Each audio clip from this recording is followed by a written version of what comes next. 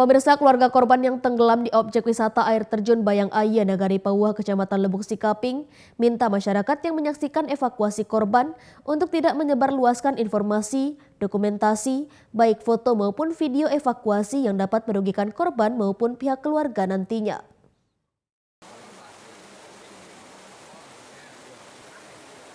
Keluarga korban tenggelam di objek wisata air terjun Bayang Aya, Nagari Pauah, Kecamatan Lebuk Sikaping, memohon kepada masyarakat untuk dapat mendoakan agar evakuasi berjalan dengan lancar dan korban bisa segera dievakuasi.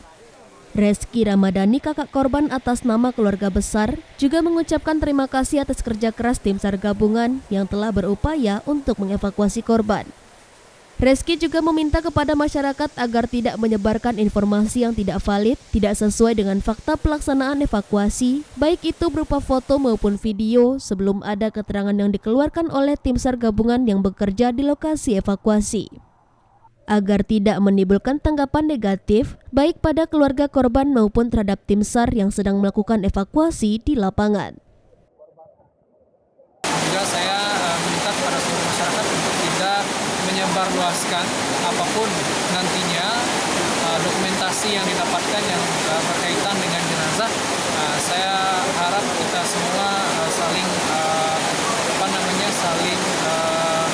menyimpan rahasia tersebut, gitu ya, dan sampai dan kalau bisa untuk informasi ini cukup